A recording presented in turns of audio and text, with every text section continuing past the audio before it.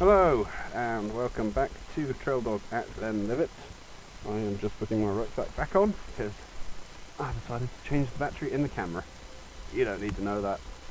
I don't know why I'm actually saying this right now because it's not really important, but I'm doing it. Yeah, that was dumb. Okay, so Glenlivet, we're still climbing, heading up to the top of whatever the name of the mountain is. We're going to start the GPS. We're not going to start the GPS because the GPS is not going to start. What? Right, got it. It was being set up. This was done. Gonna start again.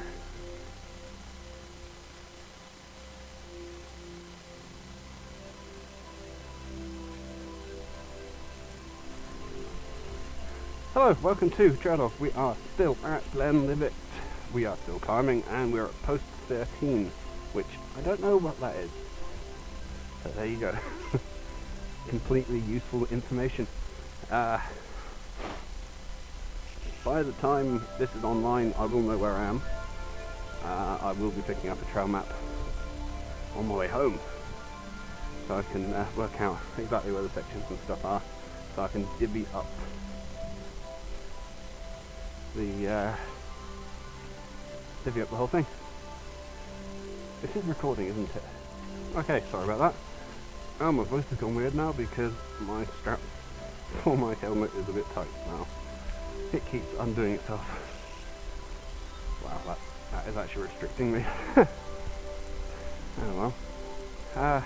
Thankfully, this is the last, hopefully the last day's riding with this helmet. It's got a big crap. I have had this helmet for what, 8 years now? So it's time to retire. I've got a brand new one in the post, or in theory it should be at home now. Annoyingly, it was due to arrive the day after I left, or the day I left, but I left at like 8 in the morning, so no post for me. Nothing special. It is a 661 dirt helmet,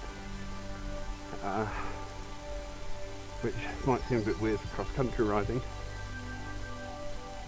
but I need it for the camera, because cross-country helmets don't really have very many large flat spaces, so it's a lot harder to actually attach a camera to it, and for some reason I've always insisted on a side mount for the helmet camera rather than putting it up on top of my head, which I suppose would make some sense because it's central, but it also puts it up quite high, which I don't know, it's a view I don't really like, and I think people look a bit stupid riding around with a camera on their head. They look like high-tech Teletubbies. Again, I don't know, I'll look at mounting options when I get it, but that's my view anyway. One thing I do need to do is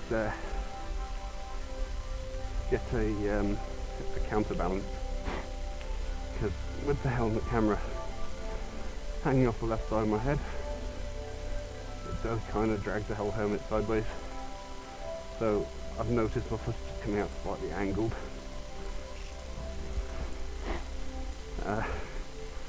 So to counterbalance that, I have to put my head on one side, which hurts, so I'm not going to do that, so I might do it.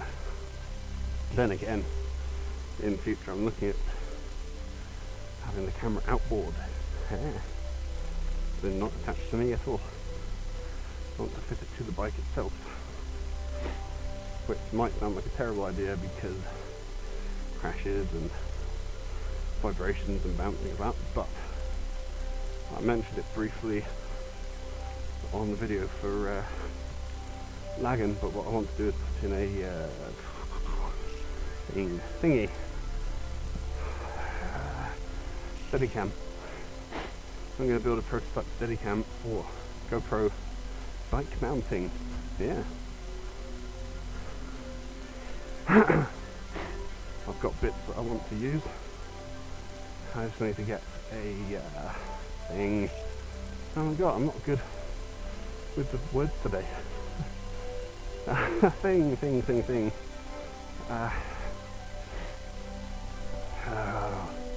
camera mounts, the standard GoPro mounts are either sticky pads which clip in or this strap on, and there is a mount that works for a thread.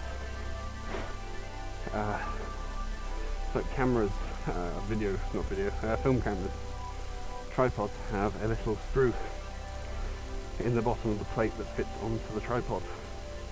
So you screw it into the base of your camera and it holds it onto the tripod. Now GoPros do a mount like that.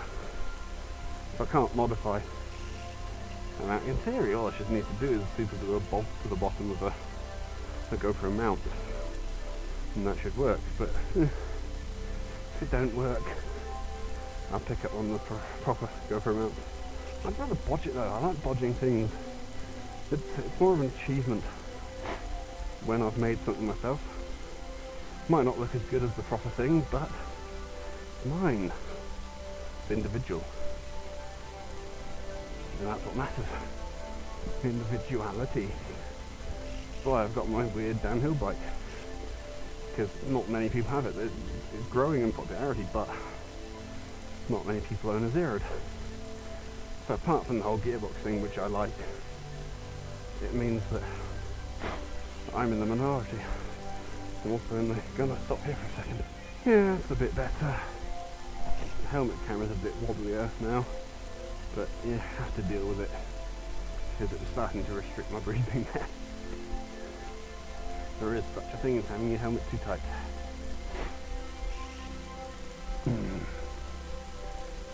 So what else is going on with TrailDog? Well, talking about it at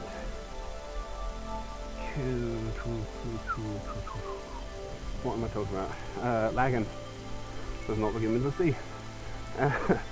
Talking about Lagan and planning a potential field trip, road trip down south to get a couple of, I think about 9-10 different trails down south in the can.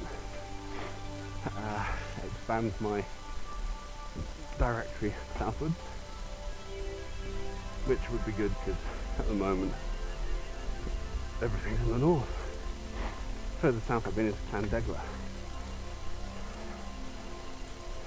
or Kielder in England is the further south I've been, which is literally on the border. So I need stuff further into the good old England. So I'll hopefully be doing that later this month, work permitting. Site is looking fancier now and more usable, and here over the next few days I will be finishing up the trail directory. It's a bit easier to maneuver through now, rather than having noisy trees. Oh my god! Rather than having a page per country and just having the trails in that country on that map was dumb. So I've set it up a bit easier. So all the trail locations are on all the maps, or all the trail direction maps anyway, and you can click through the tabs for England, Scotland, Wales and Northern Ireland, and I'll focus on it, but they've still got all the locations on, so it's more of a quick move thing than anything else. So it's probably an easy way to do it, but I don't know it. I've got people. I shall let them pass.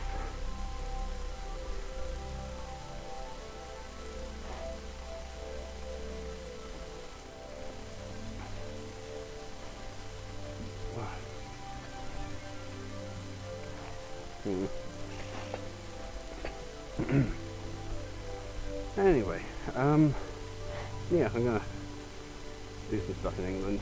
Apart from that, Northern Ireland is something I'd like to talk about. They've opened up some trail centres this year, all over Northern Ireland actually, which I'd quite like to go and have a look at. And here's my second top tip of the day. If you fancy trying out some of the Northern Ireland trails, visit their website. I think it's trail.ni or trailni.co.uk or .com. Anyway, something like that. NI Trails. Maybe. Anyway, Google their website. I'll put it down in the description or in a tab or something. And check them out. The trails over there are sponsored by Chain Reaction Cycles and Stena Line Ferries. So they have special offers on for ferry sailings to Northern Ireland day trips. They're specific dates only, but they're pretty good. I looked at the prices of ferries to get over there, and it works out normally it's something like £260 return for a couple of days stay over there. That's just the ferries, not including guest houses or whatever. But if you book through the Northern Ireland Trail site, use their special offer, I think they are offering it for £50 for a day return. Pretty damn good. That's from Stranraer though, so you'd need to get to the south of Scotland. But on the right side, you can go and try out some of the Northern, maybe try the Northern Ireland ones if you go into Northern Ireland, and try out some of the Southern Scotland Seven Stains. If you're in that direction, your best bet would be maybe Dabiti, Kiratree or Glentrue. Off the top of my head. Wow. I should remember something. Great. They're all between the M74, or M6, M74 and Stranraer. So they're all in ideal locations. Stop off, get a day's riding in there, get an early ferry the next day morning. Northern Ireland, wow, that looks wintry.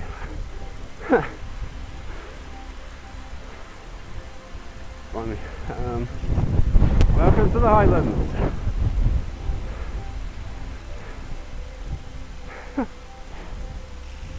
At least the wind's behind me again.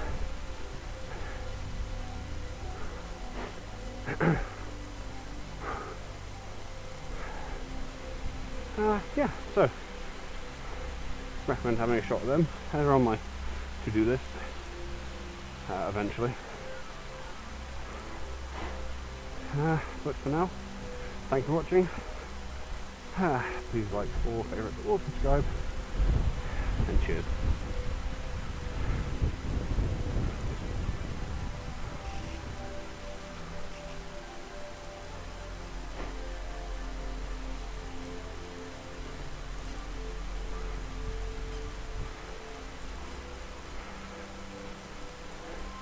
All right.